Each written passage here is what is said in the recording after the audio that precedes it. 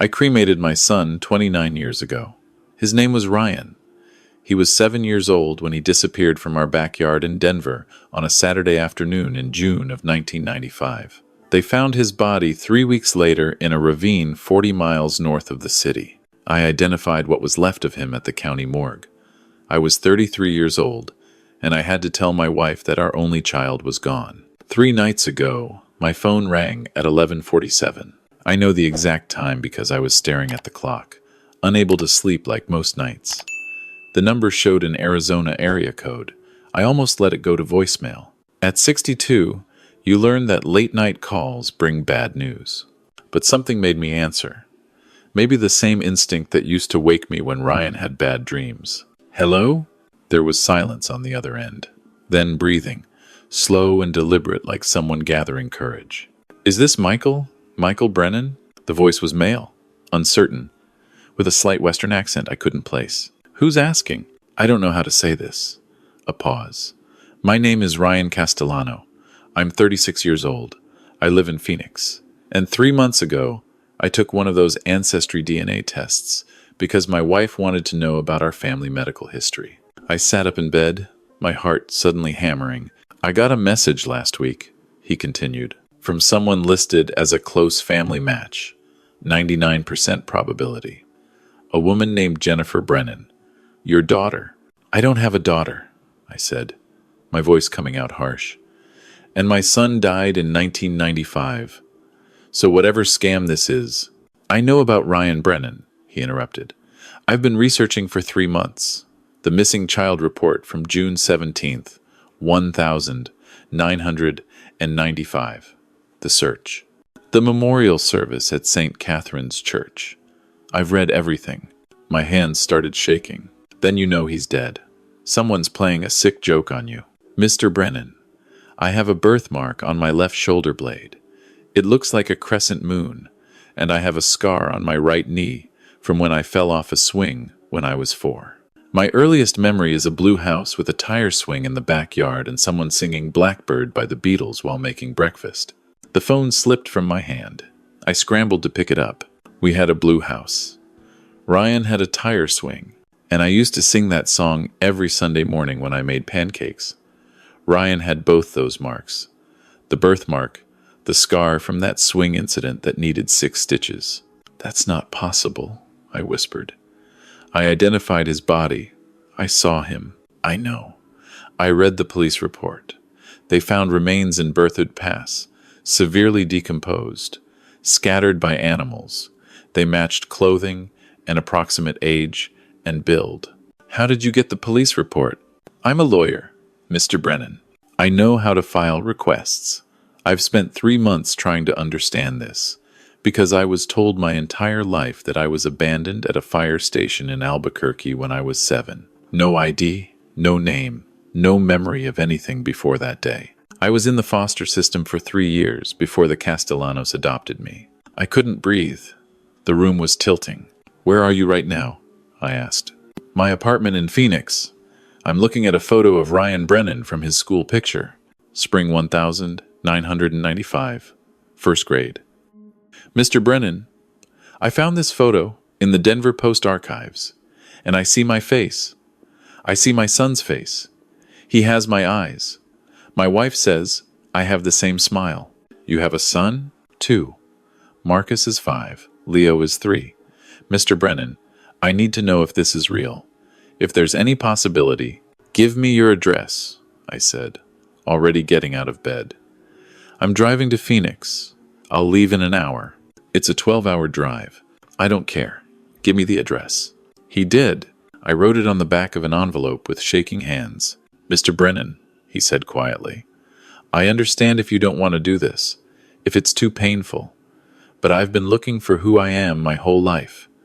And 3 months ago, I found a name, Ryan Brennan, and everything I've learned about him feels like looking in a mirror. Stay where you are, I said. Don't go anywhere. I'll be there tomorrow. I hung up and sat in the darkness of my bedroom, the same bedroom I'd shared with Helen for 27 years before the cancer took her 5 years ago. She died still grieving Ryan. She died never knowing her son might be alive. I threw clothes in a bag. I grabbed my wallet and keys. I stopped in the doorway of what used to be Ryan's room, unchanged since 1995. His posters still on the walls, his toys in the closet. Helen couldn't bring herself to change it. Neither could I after she was gone. I got in my truck and started driving south. The drive to Phoenix was the longest 12 hours of my life. I didn't listen to music. I didn't stop except for gas. My mind was racing with impossible possibilities and devastating what-ifs. I kept thinking about that day at the morgue. I was 33 years old, barely holding myself together. The detective had tried to prepare me. The remains are in rough condition, 3 weeks in the elements. We identified the body by clothing and basic physical characteristics. They'd pulled back the sheet. What I saw was barely recognizable as human, but I'd looked at the size, the dark hair, the red jacket Ryan had been wearing, and I'd said yes, that's my son, that's Ryan. What if I'd been wrong? What if in my shock and horror and grief, I'd identified the wrong child? I thought about Helen, how she'd stopped sleeping, how she'd blamed herself because she'd been inside for 5 minutes when Ryan vanished from the backyard, how we'd searched for 3 weeks with hundreds of volunteers combing the mountains, how she'd held that tiny urn at the memorial service, her whole body shaking. If this man was Ryan, then Helen had died not knowing her son was alive. That thought made me pull over to the shoulder and throw up. I reached Phoenix at 11:30 the next morning. The address led me to a modest apartment complex in Tempe. I sat in the parking lot for 10 minutes, trying to steady my breathing. Finally, I got out and walked to Unit 214. I knocked. The door opened immediately, like he'd been waiting by it. The man standing there was tall, maybe 6'2", with dark hair starting to gray at the temples. He wore jeans and a polo shirt. He had a wedding ring. He looked nothing like the 7-year-old boy, I remembered. But his eyes, God, his eyes were exactly the same. Brown with green flecks, Helen's eyes. "Mr. Brennan," he said. I couldn't speak. I just stared at him. "I'm sorry," he said. I can't imagine what this is like for you. Come in, please." I followed him inside. The apartment was clean, lived in. Children's toys in a basket, family photos on the walls. A woman appeared from the kitchen. Attractive, maybe 35, with kind eyes. "This is my wife, Anna," Ryan said. "Anna, this is Michael Brennan."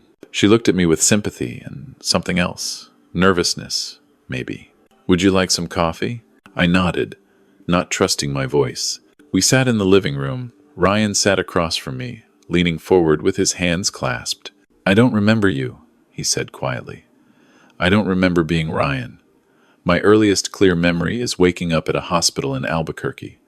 A social worker was there. She kept asking me my name, where I lived, who my parents were, and I couldn't answer any of it.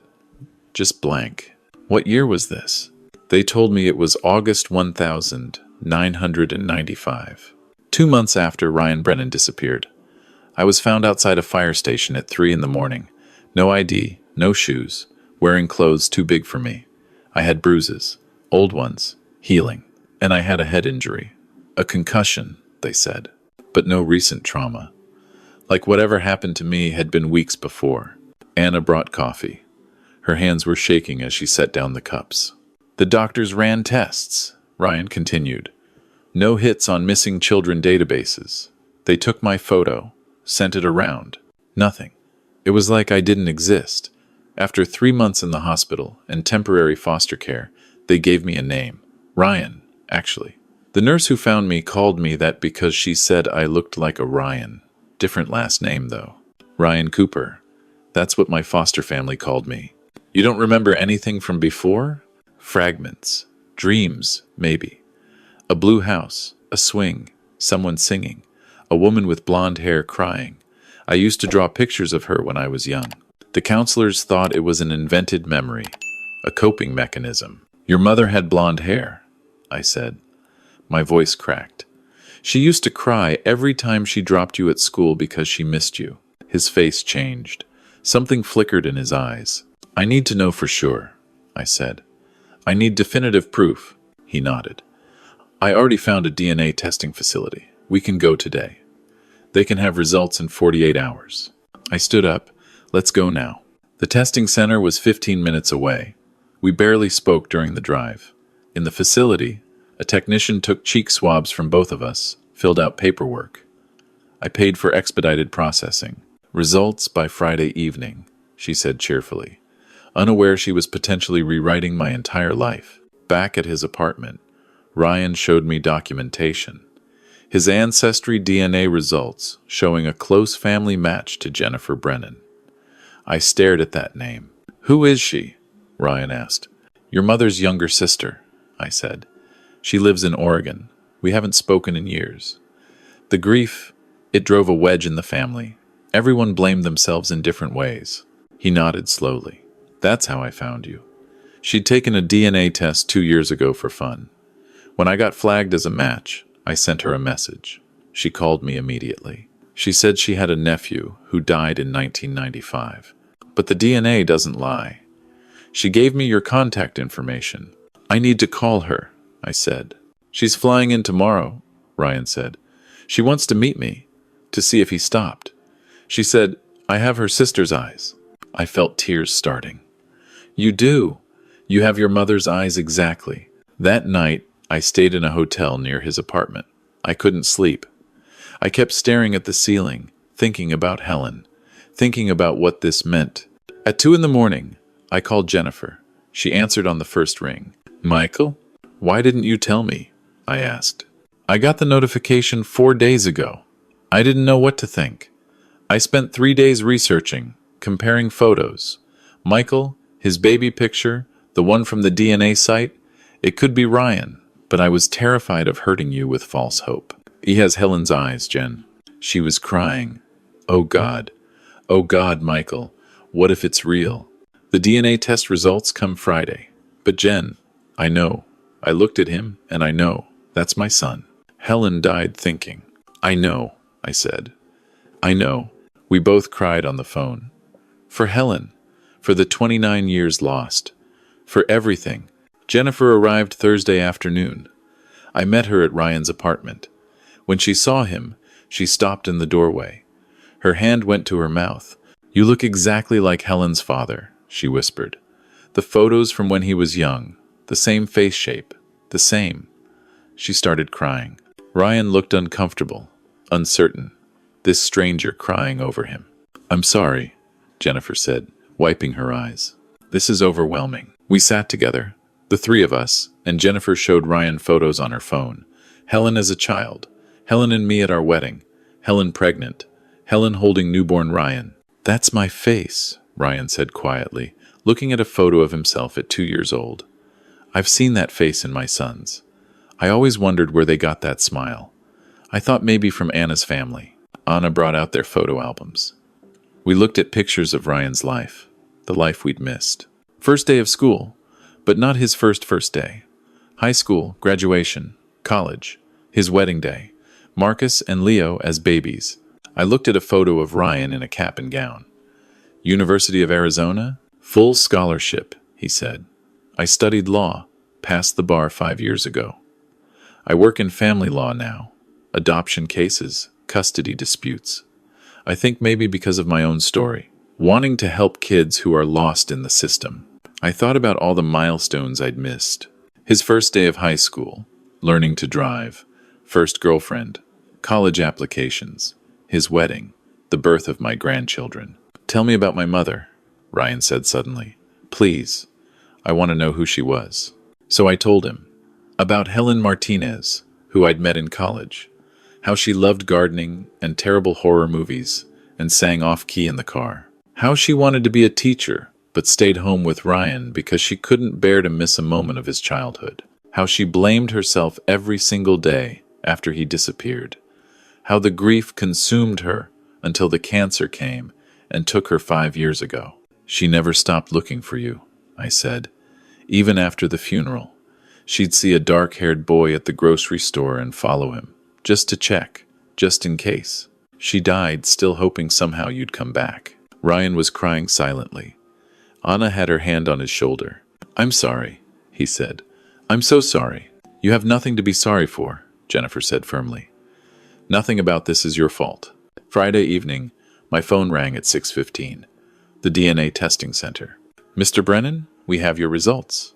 My hands were shaking so badly I could barely hold the phone. Ryan and Anna sat across from me. Jennifer stood by the window. The probability of paternity is 99.98%. Mr. Brennan, you are the biological father. I dropped the phone. Ryan caught it. Thank you, he said to whoever was on the line. Then he hung up and looked at me. Dad? The word broke something in me. I covered my face with my hands and sobbed. Jennifer was crying. Anna was crying. Ryan crossed the room and knelt in front of my chair. I'm sorry I don't remember you, he said. I'm sorry I can't be the 7-year-old you lost. But I'm here. I'm alive. And I want to know you. I want my sons to know their grandfather. I pulled him into a hug. He was stiff at first, uncomfortable with this stranger embracing him. But then he relaxed. He hugged me back. We need to figure out what happened, I said when I could speak again. How you survived, where you were, who's in that grave. Ryan pulled back and nodded. I've been working on that. I have some contacts in law enforcement, and I found something. He got his laptop and opened several files. In August 1995, there was a drug bust in Albuquerque, a house connected to a trafficking operation. They found 3 children there. No parents, no guardians. All 3 kids had no memory of their names or where they came from. The case file says they were victims of a trafficking ring that moved kids between Colorado and New Mexico. My blood ran cold. I think whoever took me, they were part of that operation. And when things got hot, when law enforcement closed in, they dumped us, left us at fire stations and hospitals, hoping we'd disappear into the system. But why? Jennifer asked. Why take children? Labor, usually, Ryan said quietly. The operation ran a series of off-the-books, cleaning businesses and construction sites. They used children because they were easier to control. The case file mentions several safe houses in Denver where they kept kids before moving them. I felt sick. You were a slave? I don't remember it. But the head injury, the bruises, the trauma that caused my amnesia, yes. I think so. Did they catch who did it? Most of the operation was dismantled. But the ringleader was never found. A man named Eddie Salazar. He disappeared when the house was raided, assumed to have fled to Mexico. I'm going to kill him, I said. Dad, the word came naturally this time. He's gone. And even if he wasn't, revenge won't give us back those years. He was right. But the rage was overwhelming. What about the body? Jennifer asked. The one Michael identified. Ryan pulled up another file. I requested the forensic report. It was another child. Male, approximately 7 years old, dark hair. But the remains were too degraded for positive identification in 1995. They didn't have the DNA technology they have now. Who was he? I asked. I'm working on that. There were 47 missing children cases in Colorado and surrounding states in 1995. I'm cross-referencing with remains found that year. 2 weeks later, Ryan called me at home in Denver. I'd returned after spending a week in Phoenix getting to know my son, my daughter-in-law, my grandsons. I found him, Ryan said without preamble. The boy in the grave. Who? His name was Daniel Chen, 8 years old, from Boulder. He disappeared 2 days after I did. Same area, same operation, we think. His parents are still alive. They never got closure. I sat down heavily. What do? We tell them. We tell them we found their son, and we give him back to them. 3 days later, I stood in a cemetery with Ryan beside me as they exhumed the grave that had said Ryan Brennan for 29 years. Jennifer was there, and Daniel Chen's parents, Robert and Patricia, both in their 70s now, holding hands and crying. The forensic team did their work. DNA confirmation took 48 hours. When the results came back, I was the one who called the Chens. It's him, I said. It's Daniel. Patricia sobbed. Thank you. Thank you for finding our boy. 2 weeks later, we held a memorial service for Daniel Chen. His real memorial, Ryan spoke, even though he'd never known Daniel, because it seemed important. I'm alive because someone made a terrible mistake 29 years ago, he said to the small gathering. A mistake that gave me back to my family but took Daniel from his. I can't change what happened, but I can promise that Daniel's sacrifice won't be forgotten. And I can promise to live the life he didn't get to live. The Chens had Daniel buried in Boulder, near their home. They put his real name on the headstone. At Ryan's suggestion, we kept the original grave site in Denver, but we had the headstone changed. It now reads, "In memory of all lost children, may they all find their way home." That was 4 months ago. Ryan and his family are moving to Denver next month. He found a position with a law firm here. They bought a house 3 miles from mine. I see my grandsons twice a week. Marcus calls me Grandpa Mike. Leo is still learning to talk, but he lights up when he sees me. Ryan is slowly remembering things. Small flashes, the tire swing, my old truck, the Beatles song. Last week, I sang Blackbird while making pancakes at his house, and he stopped, his hand frozen halfway to his coffee cup. "I know this song," he said. "I know this moment. It feels like home."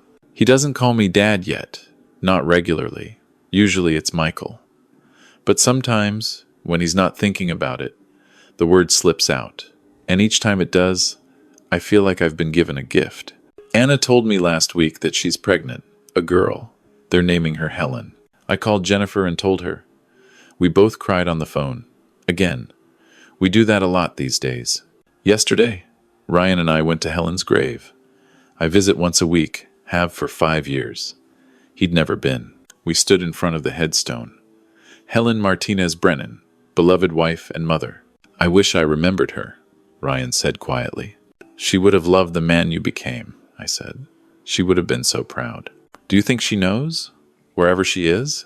I looked at the grave of the woman I'd loved for 27 years. The woman who died still grieving our son. "I think she's been watching over you this whole time," I said. "I think she never stopped protecting you. And I think she led you home when it was finally time." Ryan put his arm around my shoulders. The gesture was still uncertain, still new, but it was there. "I'm glad I found you," he said. "I'm glad you took that DNA test." Anna insisted. She said knowing our family medical history was important for the kids. I thought it was pointless because I didn't have family history. But she pushed. She saved us. We stood there together, father and son, in front of the grave of the woman who'd loved us both. I've learned something through all of this.